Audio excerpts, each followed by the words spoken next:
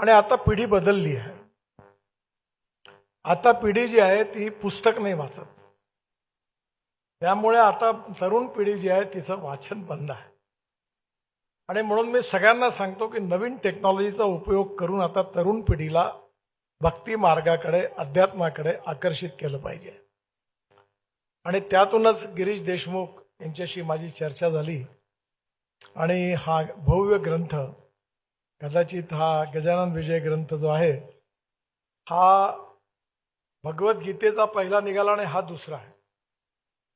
आणि हा इतका टेक्नॉलॉजी यात इन्व्हॉल्ड आहे की शेकडो कलाकारांची याच्यात कामं केली आहेत. श्याम पेठकर यांच्या मार्गदर्शनाखाली ज्यांचा आपण सत्कार केला, ते लेखक असतील, संगीतकार असतील, गायक असतील, 200 पेक्षा जास्त कलाकारांनी 4 वर्ष मेहनत घेतली. आणि हे सगळं टेक्नॉलॉजी आहे, हे कागदावरचं प्रिंटिंग नाही आहे. आणि त्यामुळे एवढा खर्च कसा करायचा, ह्या प्रश्न समोर असताना अचानक मी जयंत म्हैसकर गजानन महाराजांचे निस्सीम भक्त आहेत. ते नेहमी मुंबईवरून दर्शनाला येतात आणि माझं हे सांगितलं पाहिजे मी आपल्याला की त्यांनी लगेच माझ्या विनंतीला मान देऊन 1,35,00,000 रुपये त्यांनी या ग्रंथाकरता डोनेशन दिलं. तरी पैशाची अडचण होती, पण जसे जयंत म्हैसकर गजानन महाराजांचे निस्सीम भक्त आहे तसा माझा मोठा मुलगा निखिल हा देखील नियमितपणे तो आणि त्याचा परिवार शेगावला दर्शनाला जात असतात. आज निखिल इथे उपस्थित नाही, तो दिल्लीला आहे, पण त्याची पत्नी ऋतुजा आणि त्याची मुलगी कावेरी दोघं उपस्थित आहेत. आणि निखिलने मग सांगितलं की उर्वरित जबाबदारी मी घेतो, आणि त्यांनी मानस ग्रुपच्या वतीने 65,00,000 रुपये याला डोनेशन दिलं. आणि हा 2 कोटी रुपयाचा हा खर्च, त्यातून हा ग्रंथ उभा झाला. हे कुठला व्यावसायिक व्हेंचर नाही आहे. आता ज्यांनी पैसे दिले त्यांनी एकदा डोनेशन दिलेलं आहे. त्यामुळे यानंतरच्या काळामध्ये या ग्रंथाच्या पैशातून जर शक्य झालं तर हळूहळू त्यात अजून लोकांकडनं पैसे मागून ज्ञानेश्वरी, तुकारामांची गाथा आणि तुकडोजी महाराजांची ग्रामगीता तयार करण्याचा आमच्या मनातली इच्छा आहे. कारण तरुण पिढीने संगीताच्या माध्यमातून तो पेन आहे, आणि तिथे आपण जिथे ठेवतो इंग्लिश, मराठी, हिंदी आणि सगळ्या आरत्या, वाद्य हे सगळं आपल्याला कळतं. आणि यामुळे आता त्याच्यावर ते आपण तो कोड आहे तो जर हे केला तर कदाचित आपण आपल्या मोबाईल फोनवरूनही सगळं ऐकू शकतो, सगळं म्हणू शकतो. त्यामुळे हा जगातल्या एका बेस्ट टेक्नॉलॉजीचा उपयोग करून हा आविष्कार झालेला आहे.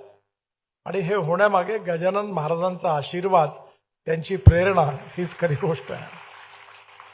त्यामुळे महाराजांच्या आशीर्वादाने एक स्वप्न आज पूर्ण झालं, याला मला अतिशय आनंद आहे. पण हे सहज शक्य नव्हतं. प्रिंटिंग प्रेससारखं पुस्तक नाही आहे. याकरता श्याम पेठकरांनी खूप मेहनत घेतली. त्यांच्याबरोबर संगीतकार, गीतकार सगळ्यांची आता नावं इथे घेऊन आपण त्यांचा सत्कार केलेला आहे. सर्वप्रथम त्या सर्व कलाकारांचं, श्याम पेठकर, संगीतकार पेंढारकर, सगळे जे आहेत गीतकार आहेत, या सगळ्यांचं मी मनापासून अभिनंदन करतो आणि त्या सगळ्यांना खूप खूप शुभेच्छा देतो. साधारण 21 अध्याय आहेत आणि हा जो ग्रंथ आहे हा ज्येष्ठ नागरिकांनी वाचावाच. पण खरी याच्या मागची प्रेरणा आहे की इंजिनिअरिंग कॉलेजमध्ये, मेडिकल कॉलेजमध्ये, IIT मध्ये, ITI मध्ये, इंजिनिअरिंग कॉलेजमध्ये शिकणाऱ्या तरुण मुलांनी टेक्नॉलॉजीचा उपयोग करून जास्तीत जास्त या गजानन विजय ग्रंथाचं त्यांनी पठन करावं, वाचावं, त्यांच्या मनावर चांगले संस्कार व्हावे आणि त्यांनी उत्तम समाजात नागरिक म्हणून काम करावं, ही खरी इच्छा आहे. आणि म्हणून मला खूप आनंद आहे की गिरीश देशमुख आणि त्याच्याबरोबर काम करणारी सगळी टीम आहे, ते इथे आहेत.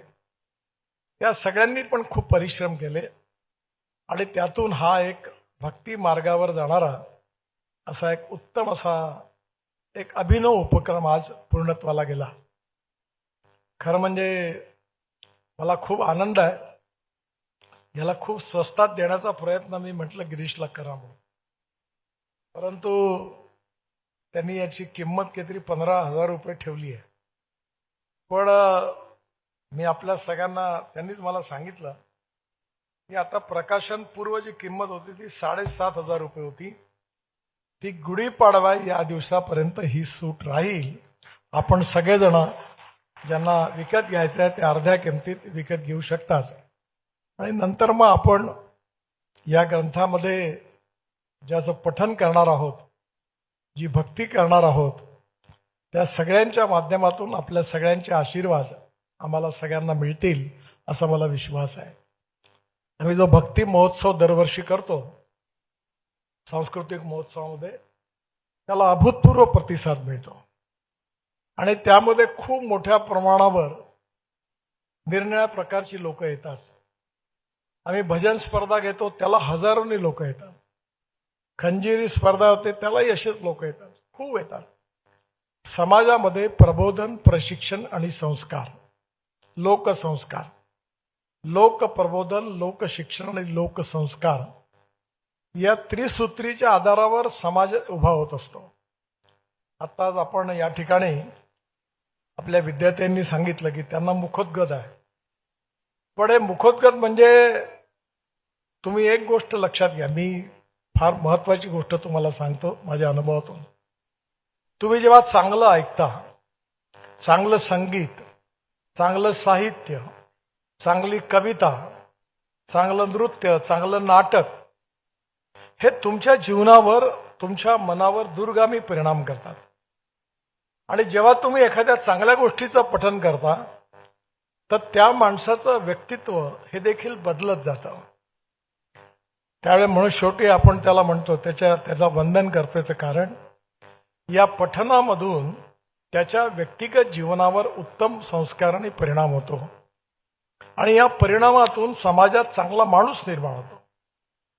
त्यामुळे आपल्या अध्यात्मामधून, आपल्या भक्ती मार्गातून, आपल्या इतिहासातून, संस्कृती, विरासत या सगळ्याच्या आधारावर हा समाज बदलला पाहिजे.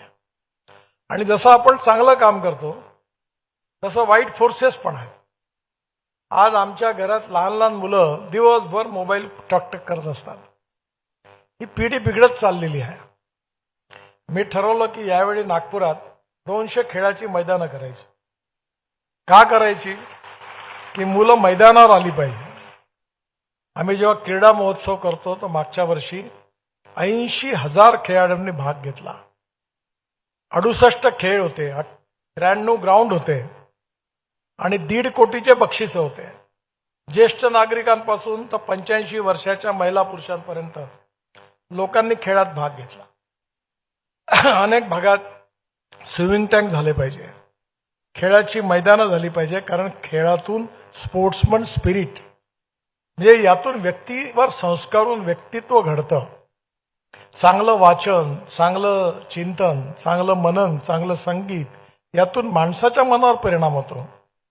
आणि म्हणून समाजाचं प्रबोधन व्हावं या भावनेतून एक टेक्नॉलॉजीचा उपयोग करून, याच्यामध्ये टेक्नॉलॉजी पुष्कळ आहे, हे खूप कठीण काम आहे. याकरता एका दिल्लीमध्ये जे सायंटिस्ट आहेत, टेक्नॉलॉजिस्ट आहेत, त्यांची मदत झाली, त्यांच्या कंपनीची मदत झाली. पण हे सगळं संगीत, नृत्य, संगीत आणि त्याच्याबरोबरचे संवाद, त्याचं इंग्लिश, मराठी, हिंदी ते सगळं परफेक्ट करणं हे श्याम पेटकरांनी केलं. याला अनेक लोकांनी आवाज दिले आणि आता हे प्रभावीपणे आपल्यासमोर पोहोचणार आहे. खरोखर ही या कलाकारांचं जेवढं कौतुक करावं तेवढं कमी आहे. आणि म्हणून मला अतिशय आनंद आहे की एक चांगलं स्वप्न आज तुमच्या सगळ्यांच्या आशीर्वादामुळे, गजानन महाराजांच्या आशीर्वादामुळे पूर्ण झालं. आणि याच्या पठनातून अनेक लोकांच्या जीवनात उत्तम संस्कार त्यांच्या व्यक्तिमत्वावर होईल आणि त्याचा चांगला परिणाम समाजामधला एक उत्तम नागरिक म्हणून ते झाल्याशिवाय राहणार नाही असा विश्वास आहे.